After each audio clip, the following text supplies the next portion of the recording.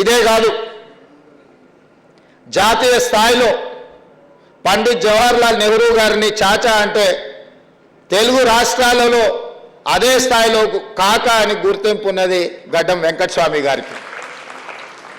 రెండవది, ఎమర్జెన్సీ తర్వాత ఎన్నో విపత్కర పరిస్థితులను ఎదుర్కొని కాంగ్రెస్ పార్టీ తీవ్రమైన రాజకీయ ఒడిదుడుకులను ఎదుర్కొంటున్న సందర్భంలో కాంగ్రెస్ పార్టీ జాతీయ కార్యాలయాన్ని ఎక్కడ పెట్టాలని చర్చ జరుగుతున్నప్పుడు కాకా వెంకటస్వామి గారు ఇందిరాగాంధీ గారి దగ్గరికి వెళ్ళి నా ఇల్లునే కాంగ్రెస్ పార్టీ జాతీయ కార్యాలయంగా మార్చండి అని చెప్పి వారు ఇల్లు ఇచ్చిండ్రు.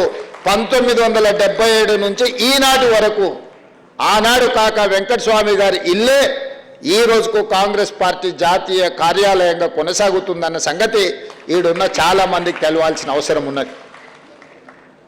కాకా వెంకటస్వామి గారికి ఇందిరాగాంధీ గారి కుటుంబానికి సన్నిహిత సంబంధాలు, కాంగ్రెస్ విధానాలు సిద్ధాంతాలే కాదు, ఆ కుటుంబం మధ్యలో ఒక బలమైన అనుబంధం ఉన్నది.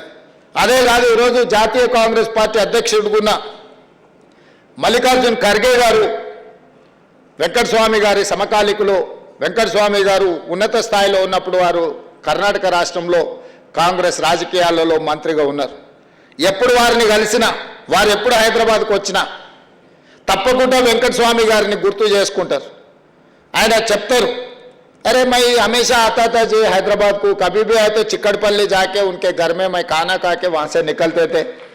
जब मैं गुलबर्गा जाना है तो भी उनके घर पे जाके उनसे मिलकर మీ వాళ్ళ మీ అన్నదమ్ముల ఎవరో నాకు చాలా సంబంధం, कैसा है उन्होंने అని అంటే నేనన్నా ठीक ठाक है साहब मगर विवेक साहब तो अपने साथ में नहीं है बोल के बोला मैं.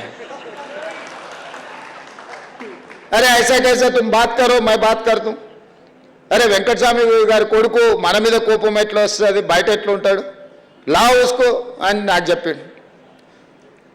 అప్పుడు నేను వివేకానందను సరోజక్కను పోయి కలిసి వంశీని కలిసి, అయ్యా ఈ కాంగ్రెస్ పార్టీ మీ కుటుంబం మీద కోపం వస్తే బయటకు పోవద్దు, మీరు ఈ కుటుంబంలో ఉండాలి. ఈ కాంగ్రెస్ పార్టీ మల్లికార్జున్ ఖర్గే గారు నాకు చెప్పిండ్రు మీతో మాట్లాడి కాంగ్రెస్ పార్టీకి తీసుకురా అని.